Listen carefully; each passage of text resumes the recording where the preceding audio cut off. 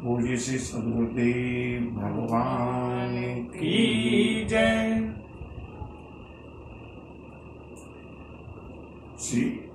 श्री गुरु चरण सरोज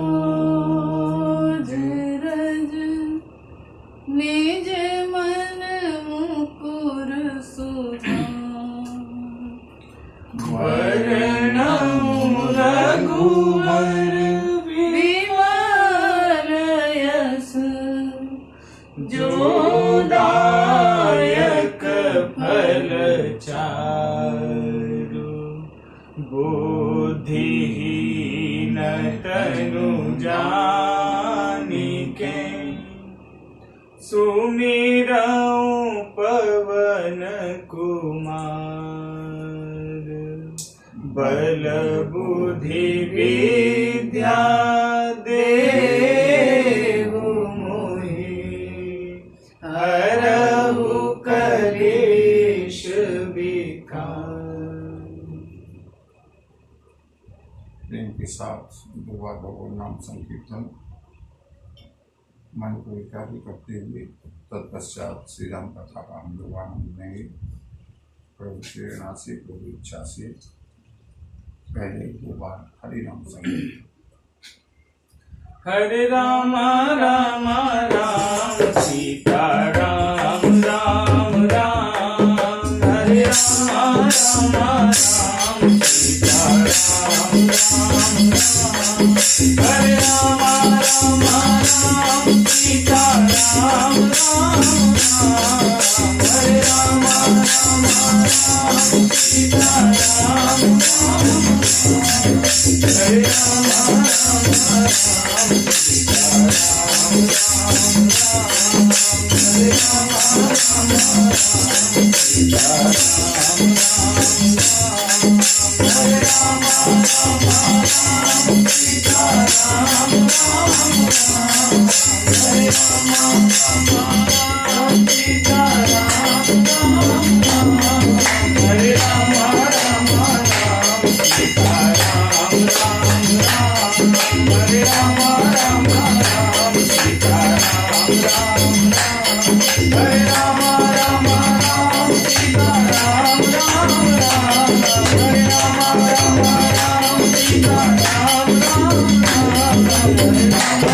हरे राम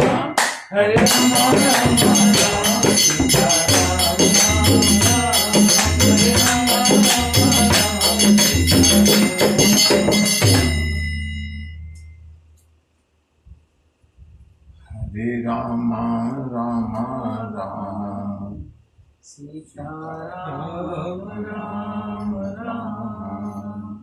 हरे राम राम राम सीता राम राम राम। बोलिए श्याम रामचंद्र की जय। बजरंग बली की जय। बाबा विश्वनाथ की जय।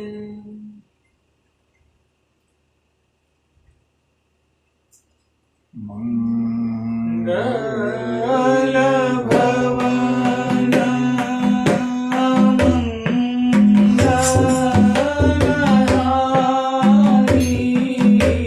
मंगल भवन मंगलहारी।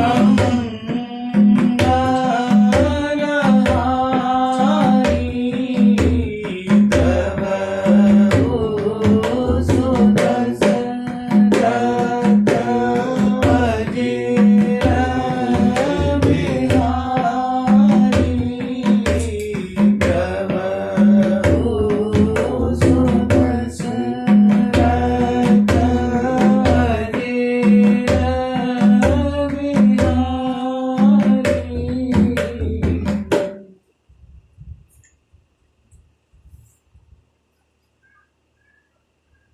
प्रभु श्री राम ने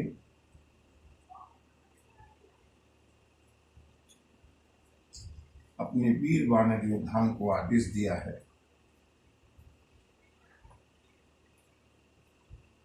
समुद्र को यथाशीघ्र पार करने के लिए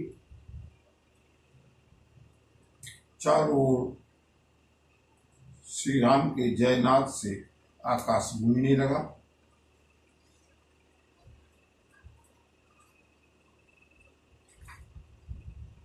कुछ जलचरों के ऊपर चढ़ चढ़ करके जा रहे हैं,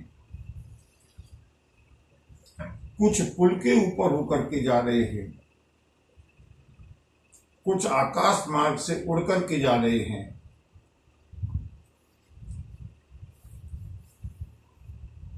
चारों ओर श्री राम का जय घोष, वानर भालुओं का अपार उत्साह, अपार ऊर्जा। लंका के ऊपर चढ़ाई करने के लिए श्री राम जी की सेना समुद्र को पार करने लगी।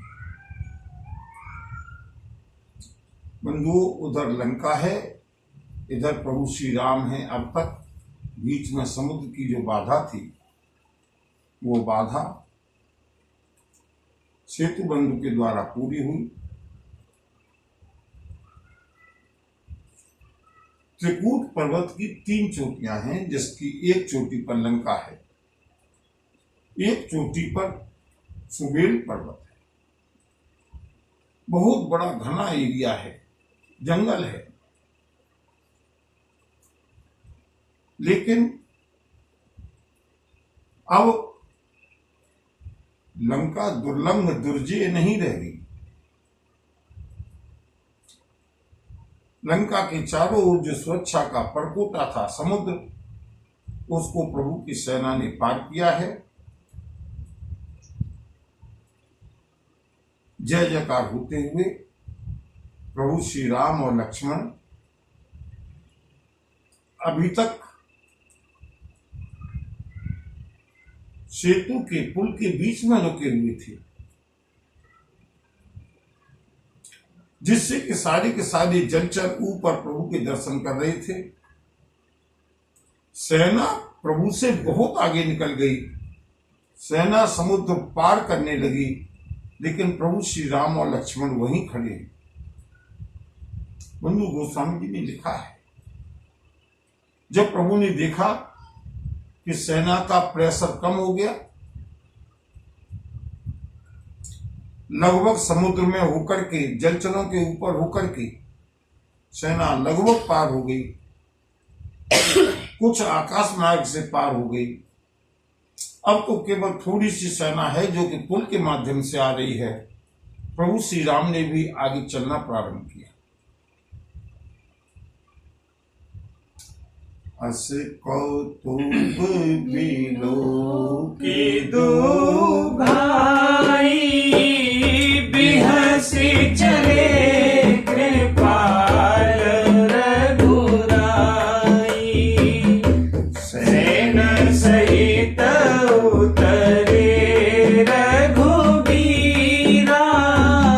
कहीं न जाए कभी जूठ पबीरा। प्रभु ने देखा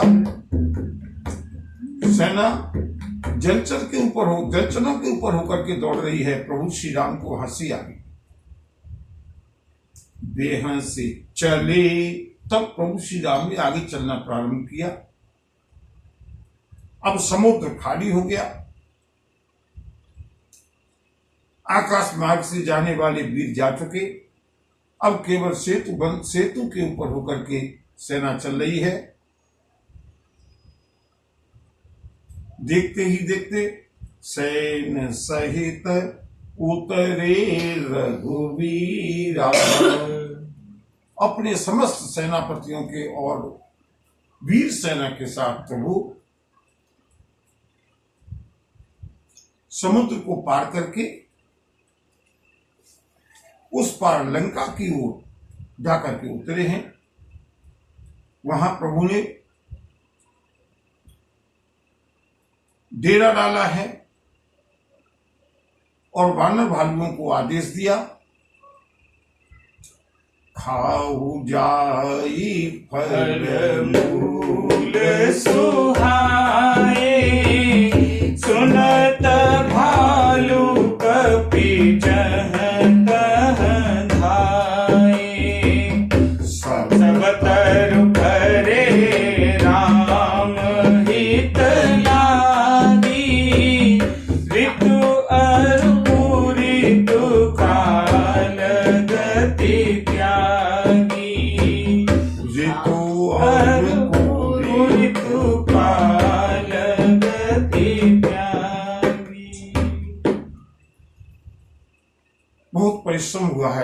भालुओं को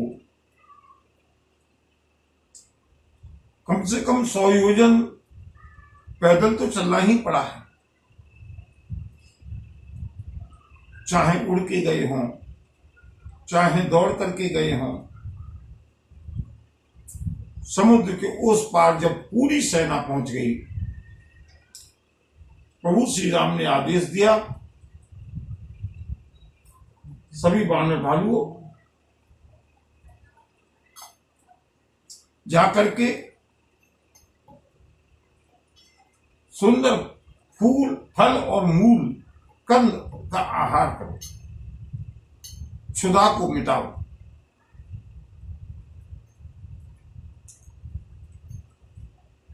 वानर भालू जहां तहां दौड़ पड़े।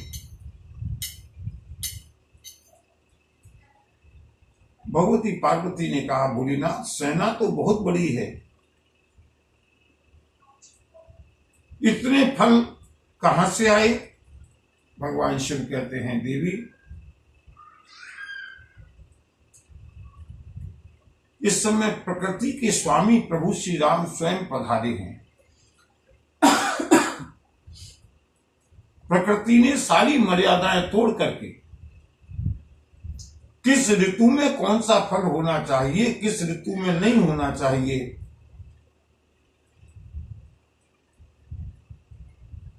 ऋतुओं के समय की सीमा तोड़ करके सारे वृक्ष फलों से लद गए। सारी वानर भालू सेना ने फलों को खाया है, वृक्षों को हिलाते हैं, जो वानर लीला होती है। और अब यहां से वानरों का जो भूख शांत हुई है और प्रभु श्री राम साथ में हैं, वानरों का उत्साह दूना हो गया और ऐसा लगता है कि लंका के ऊपर अभी आक्रमण किए देते। खाही मधुर फल बीट फला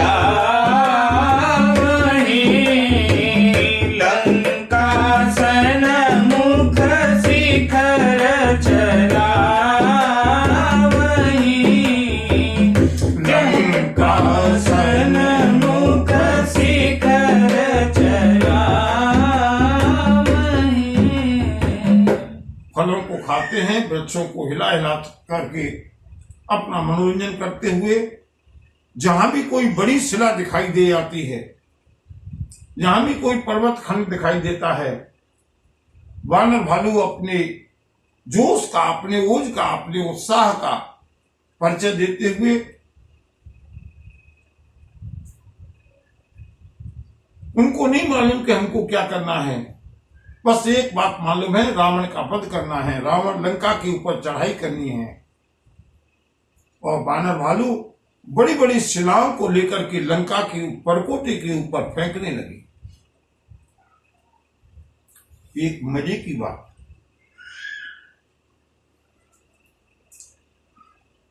लंका के बाहर इवनिंग वॉक पर कुछ राक्षस निकले हुए हैं। रावण ने कुछ विशेष गुप्तचरों को नियुक्त कर रखा है।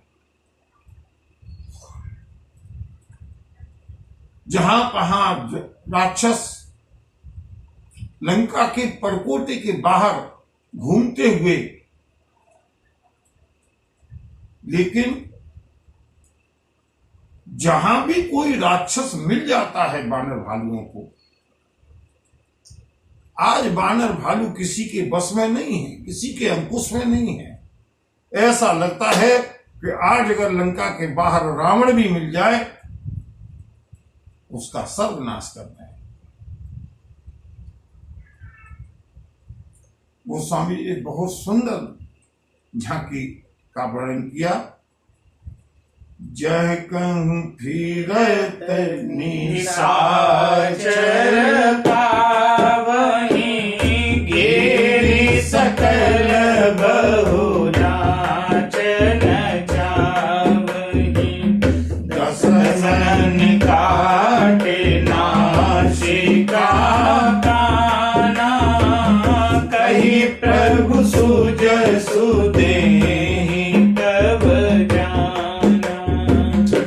कही प्रभु सुजसु देहि तब जाना। जहां भी कोई घूमता हुआ राक्षस मिल गया, अब बेचारे राक्षस कुछ घूमने फिरने के लिए आए हैं, कुछ गुप्तचर हैं। लंका का परकुटा के बाहर लंका के चारों फाटक बंद हैं। बानर भालुओं को राक्षस दिखे, और जहां भी कोई राक्षस दिखा, बानरों का दिन आज का रिक्रिएशन का दिन है, मनोरंजन का दिन है। जो भी राक्षस दिख जाता है, घेरी सकल, सब बानर मिलके उसको घेर लेते हैं। बहु नाच नचावही, नाच। अब बंधु, चाहे वो रावण का दूत हो, चाहे वो रावण का गुप्तचर हो, चाहे रावण का राक्षस हो, इतनी बड़ी सेना के बीच में, इतनी विशालकाय बानर भालुओं के बीच में जब घिर जाता है, जैसे बानर कहते हैं, बेचारे राक्षस को नाचना पड़ता है। लंका के बाहर बानर सेना का तांडव, मनोरंजन प्रारंभ हुआ। और पहले तो राक्षसों को नचाते हैं, और नचाने के बाद दसन काट नासिका काना। बानरों के पास और कोई अस्त्र शस्त्र नहीं है। जो भी अस्त्र शस्त्र हैं या तो वृक्ष हैं या पर्वत हैं। लेकिन अगर कोई 2, 4, 6 राक्षस मिल जाए, उनके ऊपर क्या पर्वत चलाएं? बानरों के पास 2 अस्त्र हमेशा हैं, एक नाखून है और एक दांत है।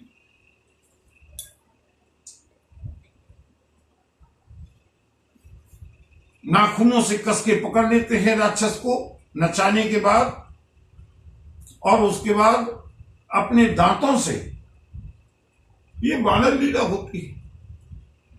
वैसे भी कोई बानर अगर घेर ले तो क्या करेगा? काटेगा। दसन न काटे नासिका काना। जो राक्षस पकड़ में आ गया, उसके नाक और कान गए। अब राक्षस कहते हैं नाक कान कट गई, अब तो जाने दो। बोले अभी नहीं। कब जाने देंगे? बोले कही प्रभु सुजसु। राक्षस कहते हैं अब तो हम थक गए, हम हार गए, हमें छोड़ दो, हमारे नाक कान भी कट गए। बानर भालू घेर करके कहते हैं नहीं, अगर लंका में अंदर सुरक्षित जाना है रावण के पास, तो हमारे साथ जोर जोर से बोलना पड़ेगा। और बंधु, बेचारे राक्षस जिन्होंने जीवन में कभी राम का नाम नहीं लिया, बानर घेर लेते हैं, जोर जोर से ताली बजाते हैं, और उनके साथ राक्षस भी बोलते हैं, बोलो श्री राम जय जय राम। बोलो श्री राम जय राम जय जय राम। बोलो श्री राम जय राम जय जय राम। बोलो श्री राम जय राम जय जय राम। बोलो श्री राम जय राम जय जय राम। बोलो श्री राम जय राम जय जय राम। जिसके मुंह से राम का नाम नहीं निकलता वो राक्षस है। लेकिन बंधु, राक्षस के मुंह से भी मजबूरी में राक्षस जितनी जोर से बानर बोलते हैं, उनसे दूनी जोर से राक्षस चिल्लाते हैं, बोलो श्री राम जय राम जय जय राम। बोलो श्री राम जय राम जय जय राम। बोलो श्री राम जय राम जय जय राम।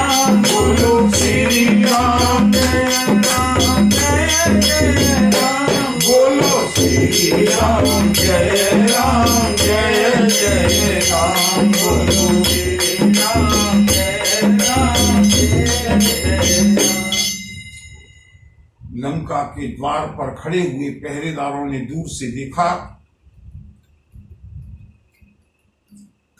आज ये कौन सी कीर्तन मंडली आई है, हमारे शत्रु का संकीर्तन हो रहा है, जोर जोर से चिल्ला रहे हैं। देखा अपने ही राक्षस हैं। राक्षसों ने वानरों से कहा, अब तो हमने कीर्तन भी कर लिया, अब जाने दो। वानरों ने कहा, हाँ, एक शर्त पर जाने देंगे। किस शर्त पर? बोले जाकर के अपने महाराज रावण से भी यही कीर्तन कराना। बोले श्री राम जय राम जय जय राम, बोलो श्री राम जय राम जय जय राम, बोलो श्री राम जय राम जय जय राम, बोलो श्री राम जय राम जय जय राम, बोलो श्री राम जय राम जय जय राम, बोलो श्री राम। जय राम जय जय राम। जाकर के दशकंदर को सूचना दे दो कि श्री राम की सेना, प्रभु श्री राम की सेना समुद्र पार करके लंका पर चढ़ाई करने के लिए आ चुकी है। भागे हैं राक्षस प्राणों को बचा करके। जिन कर नासा कान निपाता, रावण अपनी सभा में बैठा हुआ है। खचाखच भरी हुई राक्षसों की सभा, रावण की जय जयकार करते हुए, और उसी समय दौड़ते हुए ये राक्षस आए हैं। महाराज दशानन की जय हो, महाराज हमारी रक्षा करो। सबके नाक और कान कटे हुए हैं। एक तरह से एक ब्रांड आइटम हो गई। जो भी उधर से आ रहा है सबके नाक और कान कटे हुए हैं, खून बहता हुआ। महाराज हमारी रक्षा करो। रावण ने देखा, कहां से आ रहे हो? महाराज लंका के बाहर घूम रहे थे, नाक कान किसने काटे? महाराज आपके शत्रु राम की सेना के वानरों ने हमारी ये दुर्गति कर दी। रावण ने कहा, लेकिन राम की सेना समुद्र पार करके इधर आ कैसे सकती है? राक्षसों ने कहा, महाराज जग जाइए, समुद्र पार करने की बात जाने दीजिएगा। समुद्र के ऊपर पुल बना करके, समुद्र को बांध करके श्री राम की सेना लंका के ऊपर चढ़ करके आ चुकी है। सुनत श्रवण बारिधि संबंधाना, दस मुख बोले उठा कुलाना, दस मुख बोले उठा कुलाना। जैसे ही रावण ने सुना, समुद्र के ऊपर सेतु बना लिया, राम की सेना इधर आ गई। व्याकुल हो गया रावण। अपनी सभा के बीच में अपने 10 सनों से घबरा करके पूछने लगा, सच बताओ, बांध्यो वन निधि नीर निधि, जलधि सिंधु बारीस, सत्य तोय निधि कंपति, उदधि पयोधि नदीस। रावण ने कहा, सच बताओ, जो काम अब तक प्रकृति में किसी ने नहीं किया,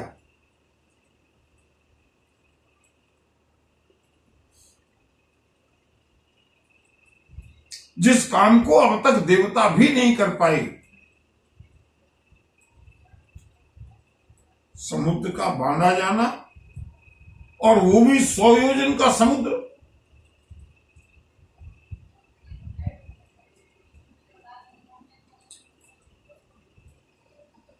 क्या वास्तव में वन निधि, नीर निधि, जलधि रावण घबरा गया। तोय निधि, उदधि, पयोधि, नदियों के स्वामी उस समुद्र को क्या वास्तव में राम ने बांध लिया? क्या उसके ऊपर वास्तव में पुल बना लिया, सेतु बना लिया?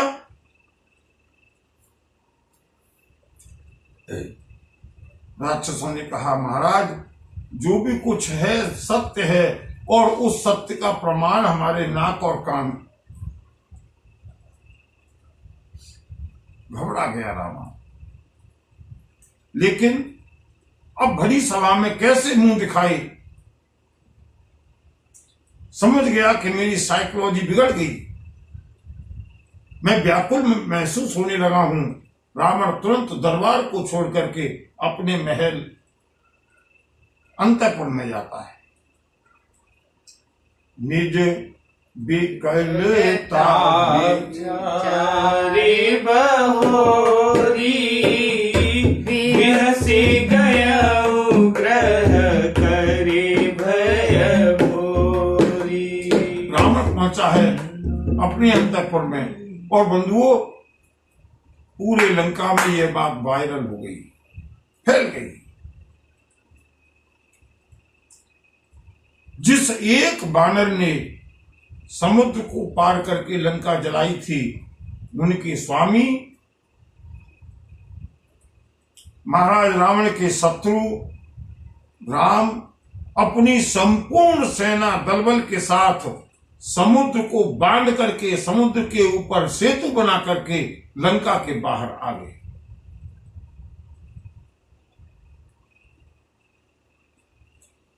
मंदोदरी सुन्यो प्रभु आयो, कौतुक ही पाथो देवनायो।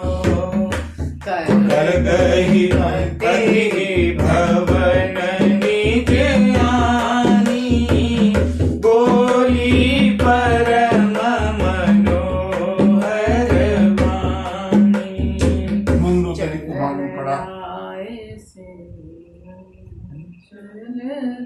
श्री राम अपनी सेना के साथ खेल खेल में समुद्र को बांध करके, बंधु रावण को भय अब ये हुआ है कि जब समुद्र के ऊपर पुल बन गया, अब तो लंका के ऊपर कोई भी शत्रु आक्रमण कर सकता है।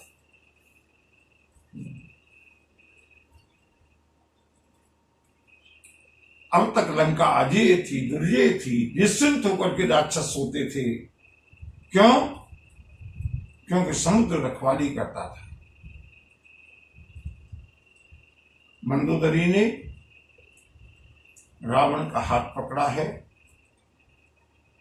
अपने अंतःपुर में लेकर के आई, समझाने लगी, महाराज मेरे प्राणनाथ, मेरे स्वामी,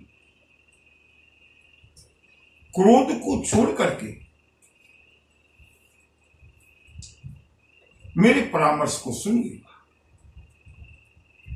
नाथ बयरु की जय ताई, सो बुद्धि बल सकिय जीति जाहि सो, तुम्हि रघुपति अंदर कैसा, खलु खद्योत दिन करहि कैसा। महाराज बैर उसी के साथ करना चाहिए जिसको हम अपने बल और बुद्धि से जीत सकें।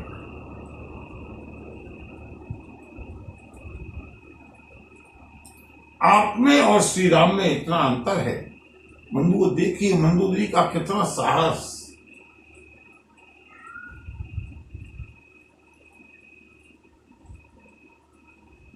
और यही बात भगवती जानकी ने रावण से कही थी, आप ही सुने खद्योत सम और राम ही भानु समान। और वही बात आज मंदोदरी ने कही, स्वामी तुम में और श्री राम में उतना ही अंतर है जितना कि चमकते हुए सूर्य में और एक जुगनू में। आप खद्योत के समान हैं, जुगनू के समान हैं। श्री राम का तेज सूर्य के समान है, जिन्होंने अत्यंत बलवान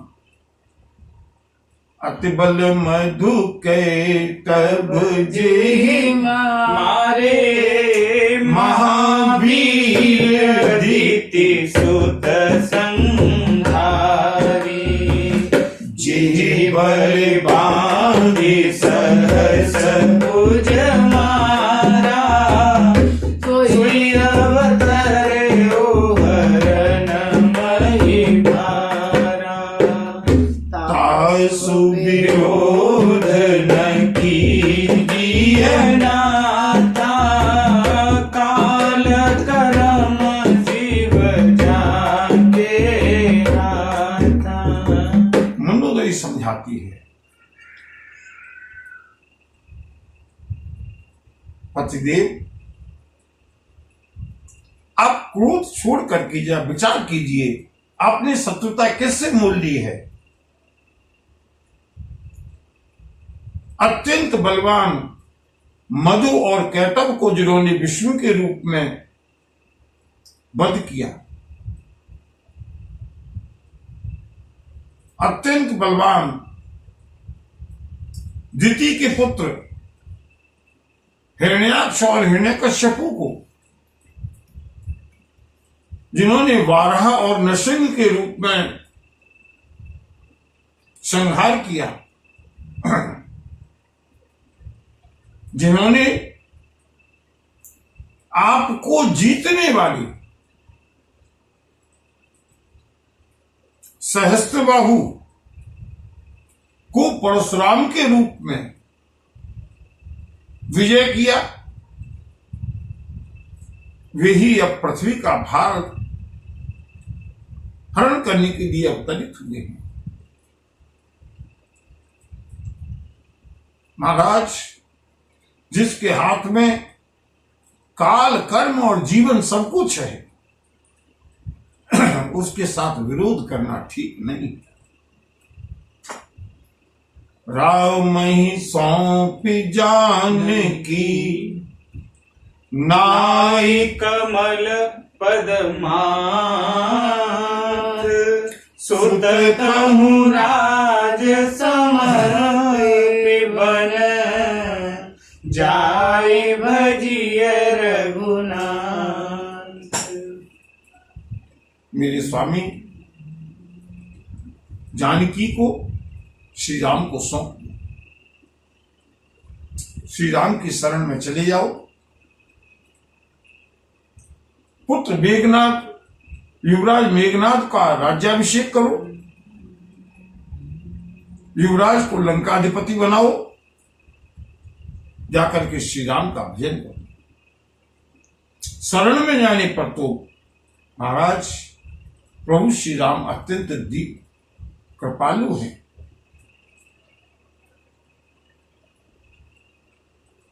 आपको क्षमा कर देंगे। आपको अब तक जो भी कुछ करना था आप कर चुके। आपने देवताओं को जीत लिया, आपने असुरों को जीत लिया। सारी सृष्टि में ऐसा कोई नहीं है जिसको आपने नहीं जीता। महाराज, हमारे शास्त्रों में ऐसा कहा गया है कि वृद्धावस्था में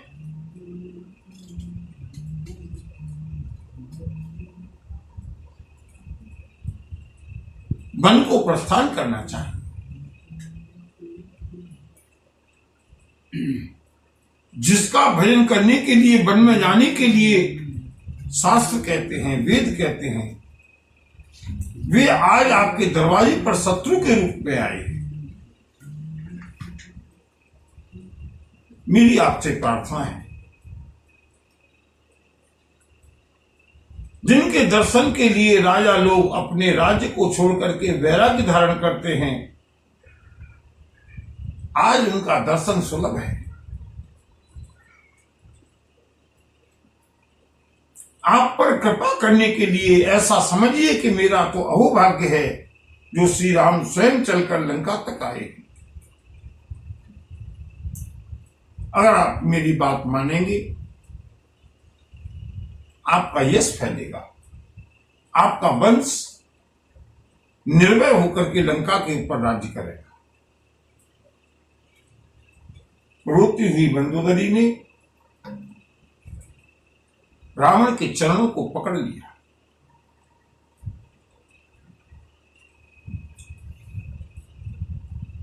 तब रावण मय सुता उठाई, कहे लाग फल निज प्रभुताई।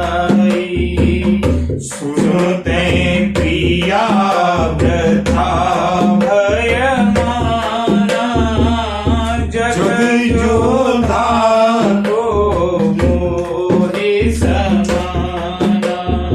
अरे मंदोदरी,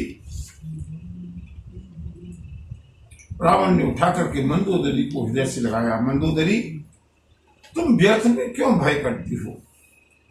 मैंने सारे देवताओं को, सारे असुरों को, यहां तक कि वरुण, कुबेर,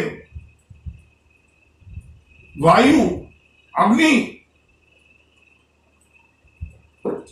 और स्वयं मृत्यु के देवता काल को भी जीता है। मैंने अपनी भुजाओं के बल से दिग्पालों को जीता है। मैंने अपनी भुजाओं से कैलाश पर्वत को उठाया है।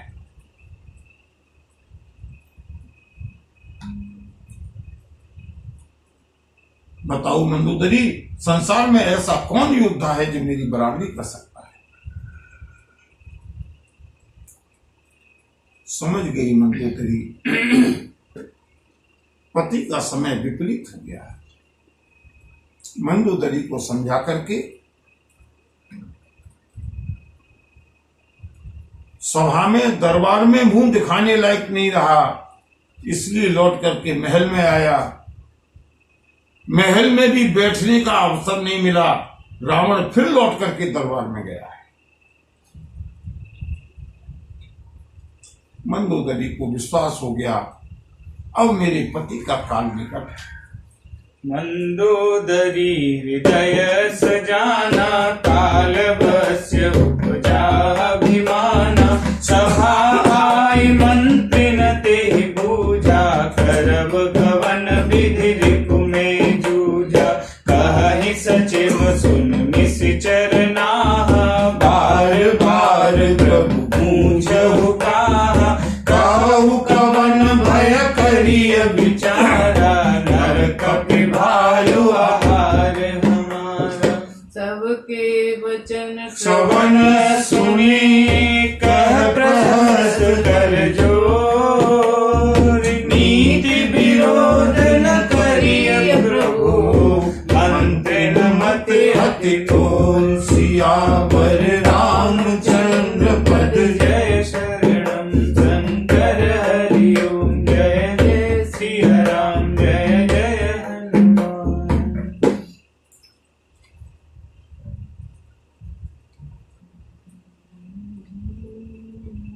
बंधुओं, अब तक हमने राम कथा का श्रवण किया। आगे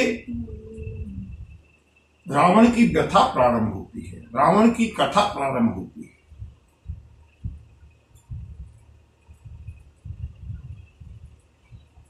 बीच बीच में श्री राम की कथा जहां भी आएगी ना, वहां हम आनंद से डुबकी लगाएंगे, लेकिन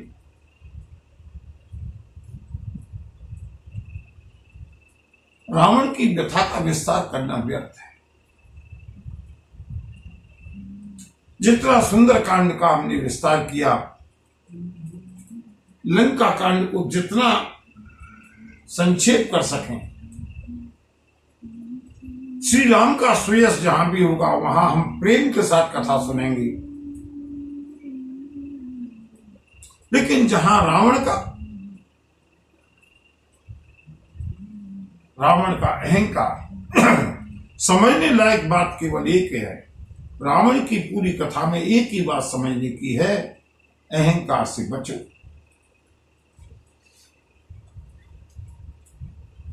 भयभीत हो गया रावण, दुर्बल हो गया, भीतर से टूट गया, फिर लौट करके अपनी राज्यसभा में आया है। मंत्रियों से पूछने लगा, अब तो शत्रु लंका के पास आ गया, समुद्र पार कर लिया, अब बताओ युद्ध के लिए क्या प्लानिंग की जाए, कैसे युद्ध किया जाए। और बंधुओं, इस बात को समझने लायक है।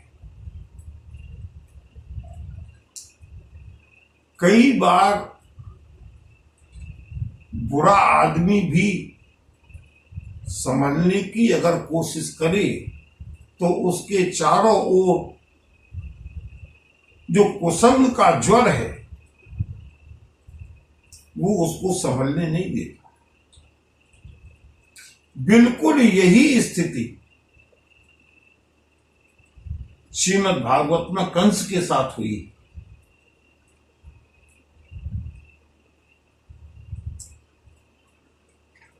जब कंस को मालूम पड़ा हाथ से छूट करके कन्या गई है आकाश में, अरे दुष्ट कंस, तू मेरा क्या वध करना चाहता था? तेरा वध करने वाला तो ब्रज में अवतरित हो चुका है, जन्म ले चुका है। बंधुओं, इससे पहले कंस ने वसुदेव और देवकी को कड़े कारागार में डाल करके रखा था। मृत्यु का भय बड़ा विलक्षण होता है। घबरा गया कंस, और श्रीमद् भागवत में कथा आती है, कंस ने वसुदेव और देवकी को मुक्त कर दिया। वसुदेव और देवकी के सामने कंस ने क्षमा याचना की है, मुझे क्षमा कर दो बहन, मैंने तुम्हारे निरपराध ससुर का वध किया। कंस भी अपनी सभा में जाकर के बैठता है। कंस के अनुचरों ने पूछा, महाराज आज आप बहुत निराश और सुस्त नजर आ रहे हैं, क्या कारण है? कंस ने कहा, मुझसे बहुत बड़ा अपराध हो गया, मैंने अपनी बहन देवकी के शिशुओं का वध कर दिया, लेकिन मुझको मारने वाला काल तो पैदा हो चुका है। ये एक अवसर था जब कंस सुधर सकता था, प्रायश्चित किया कंस ने, लेकिन कंस के चाटुकारों ने, कंस के अनुयायियों ने, कंस की कुसंगति ने कंस को सुधरने नहीं दिया।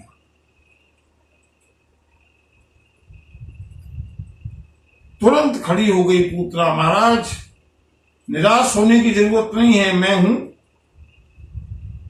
आपके काल को मौत की नींद सुला करके ही लौटूंगी। कंस फिर से प्रसन्न हो गया।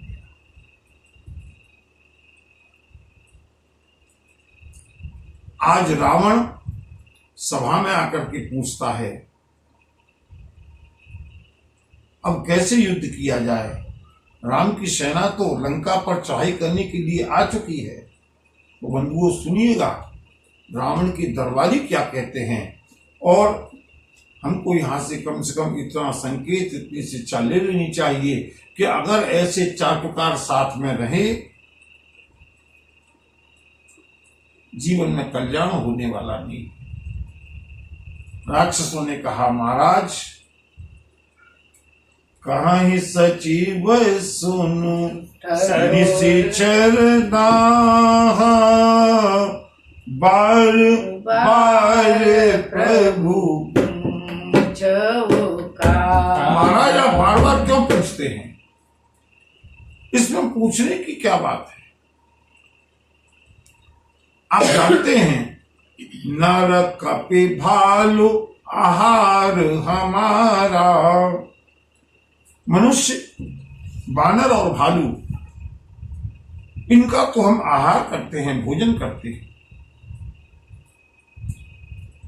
अगर आ गए हैं, चिंता की कोई बात नहीं, हमारे राक्षस जाया करके अपना आहार करेंगे।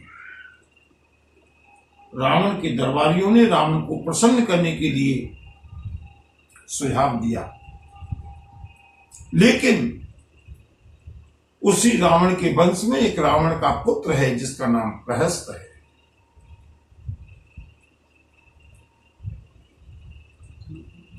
खड़ा हो गया अपनी जगह पर, हाथ जोड़ करके कहने लगा, महाराज पिताश्री, नीति के विरोध में कोई काम मत करिएगा। जहां तक आप मंत्रियों से राय ले रहे हैं, बाहरी प्रहस्त बंधुओं, जिसके अंदर नीति का बल होता है ना, उसके अंदर निर्भीकता आ जाती है। रावण का पुत्र है, मेघनाद का भाई है। प्रहस्त कहता है, महाराज आपको जितनी भी राय देने वाले ये मंत्री हैं ना, इन सब मंत्रियों में बुद्धि नहीं है, अकल नहीं। ये केवल मुंह देखी आपको प्रसन्न करने के लिए सारी बातें कर रहे हैं। मैं आज आपकी सभा में आपके सारे मंत्रियों से, आपके सारे राक्षसों से एक प्रश्न पूछता हूं। बारिधि नाघि एक कपिया सुचरित मन मोहु सब गावा। क्षुधा न रही तुम ही तब काहू जारत नगर रसन धरि खाऊ। बारिधि नाघि एक कपिया सुचरित मन मोहु सब गावा।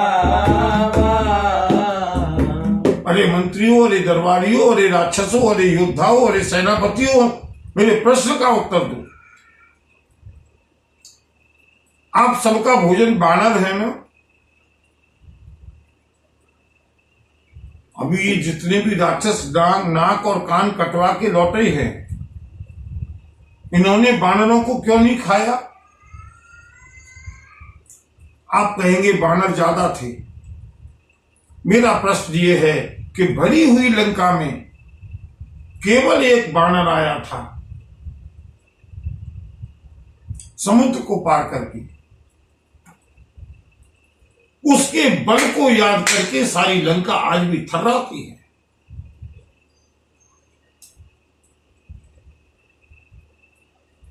जिस समय वो बानर आया था, उस समय क्या किसी को भूख नहीं लगी थी? जो ये राक्षस सब के सब मंत्री कह रहे हैं कि बानर और भालुओं को तो हम खा जाएंगे, मैं पूछना चाहता हूं, एक बानर आया था तब सब राक्षसों ने मिलकर के उसको क्यों नहीं खाया? जिस समय वो लंका में आग जला रहा था, आग लगा रहा था, लंका को फूंक रहा था, उस समय क्या किसी को भूख नहीं थी?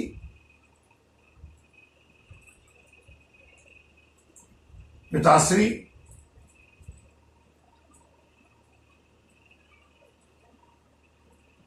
ऐसे राय को आप मत सुनिए, जो सुनने में तो अच्छी है लेकिन परिणाम उसका अत्यंत दुखद है।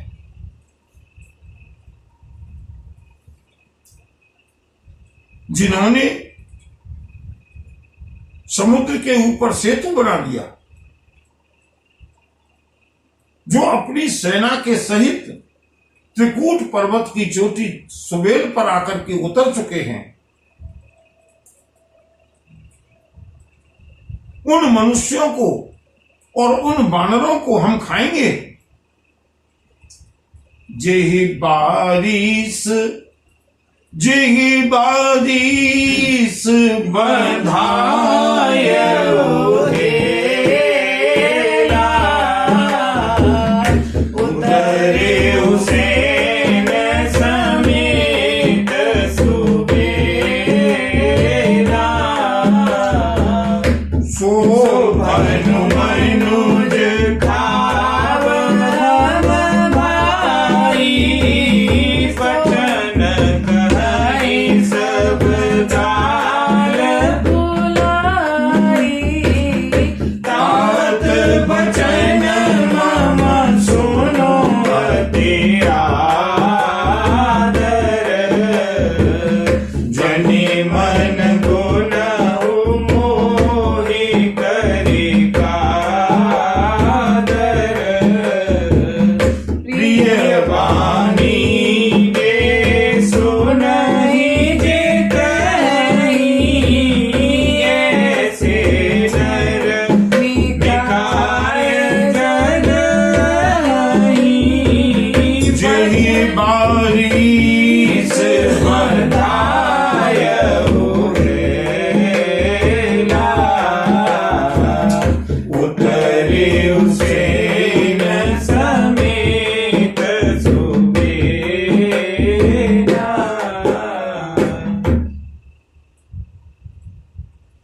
जो आज से पहले नहीं हुआ। एक मनुष्य ने उस समुद्र को बांध लिया,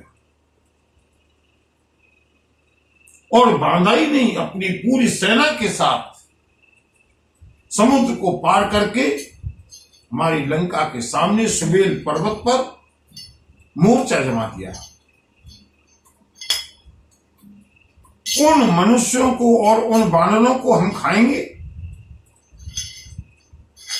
तुम लोग जिस तरह से गांव फुला फुला करके बात बना रहे हो, अरे राक्षसों, मैं कायर नहीं हूं, मैं रावण का पुत्र हूं, लेकिन मेरी बात को सम्मान पूर्वक सुनिएगा।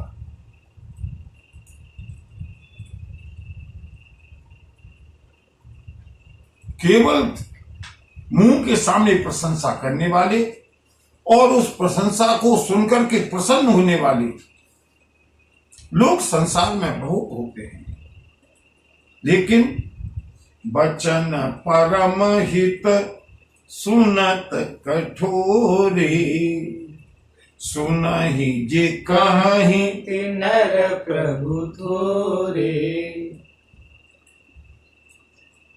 पिताश्री, जो कल्याण की कठोर बात कह सके और उस कल्याण की कठोर बात को सहन कर सके, ऐसे लोग संसार में बहुत कम होते हैं। महाराज, मेरा तो एक प्रस्ताव है। प्रथम बसीठ पठौ सुन नीति। नीति ये कहती है कि पहले आप अपने दूत को भेजिएगा। सीता दे, सीता को वापस कर दीजिएगा। करहु पुनि प्रीति, उनसे मेल कर दीजिएगा। नारी पाए फिर जाहि जो, तो न बढ़ाई राय। नाहित सन्मुख समर मही, तात करिय हठ मार। अगर स्त्री को पाकर के हमारा शत्रु वापस हो जाए तो व्यर्थ में झगड़ा बढ़ाने से कोई लाभ नहीं है। और अगर वो फिर भी न लौटे तो महाराज, मैं आपका पुत्र हूं, कायर नहीं हूं। सबसे पहले आपकी सेना का नेतृत्व करके मैं जाकर के उनसे युद्ध करूंगा।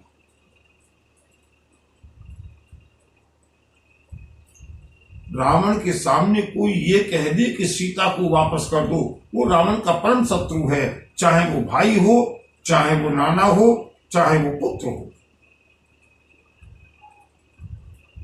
सुत सन कहे दस दस कंठरी साई, असमति सठ के तो ही सिखाई। रावण को क्रोध आया, अरे पुत्र,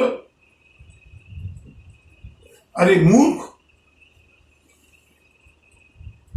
लगता है अपने चाचा विभीषण के पास ज्यादा रहा है। तुझको ऐसी दुर्बुद्धि किसने सिखाई?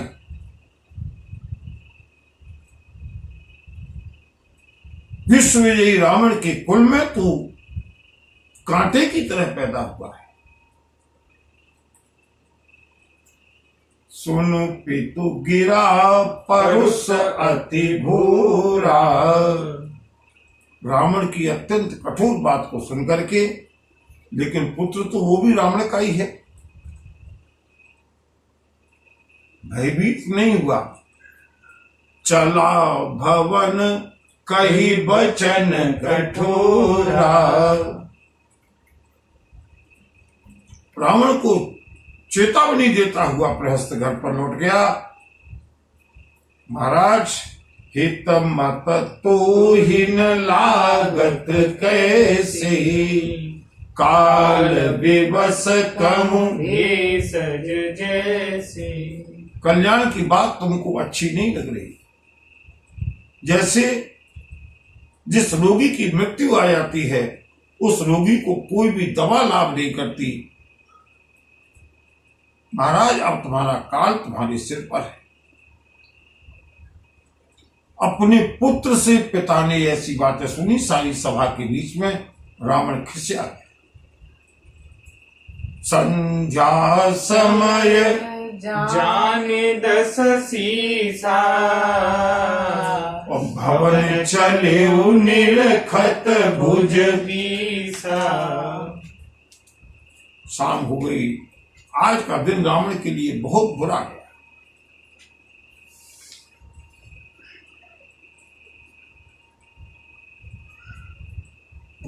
अपनी 20 भुजाओं को देखते हुए रावण अपने महल के लिए लौटा है। विचार करता जा रहा है। राम ने समुद्र के ऊपर पत्थरों का पुल बना दिया। राम के नाम से पत्थर तैर गए। सारी लंका का मनोबल डूब गया। राम के पत्थर तैरे, लेकिन लंका का मनोबल डूब गया समुद्र के अंदर। अब कैसे मैं अपनी सेना को मुंह दिखाऊं, कैसे सेना का मनोबल बढ़ाऊं? यही विचार करते हुए बंधु रावण सायंकाल अपने भवन में लौटा है। क्या युक्ति विचार करेगा और आगे कौन कौन रावण को समझाएगा? श्री राम का अगला कदम क्या होगा? बंधु, लंका कांड की कथा आगे शायद आप लोगों को मालूम नहीं होगा। आज मैंने सुंदरकांड में जिस तरह से एक एक चौपाई को सुंदर तरीके से पढ़ा था, आज मैंने कथा बहुत आगे बढ़ा दी। आज में 8 दोहे पूरे हो गए, जहां 1-2 दोहे से ज्यादा नहीं होता था।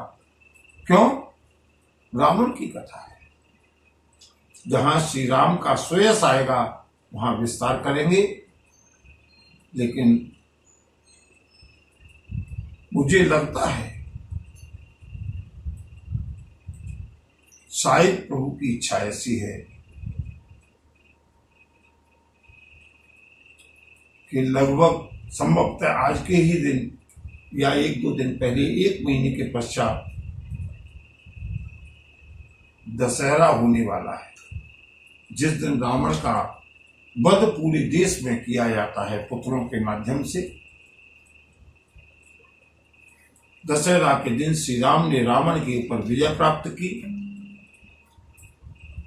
प्लानिंग नहीं है, लेकिन जिस तरह से कथा चल रही है, मुझे लगता है हमारी राम कथा में भी संभवतः दशहरा के ही आसपास रावण का वध होगा और उसके बाद उत्तरकांड की परम पावन कथा कहते हुए जो एक बहुत बड़ा अनुष्ठान प्रभु ने प्रारंभ कराया था लॉकडाउन के समय में, देखते हैं कब तक प्रभु इसको पूर्ण कराते हैं। उनको मैं बहुत बहुत आभारी हूँ। मेरे पास तो अभी से लोगों की मैसेज और फोन आना शुरू हो गया कि अब तो लंका कांड तक पहुंच गए हैं, राम कथा का विश्राम होगा।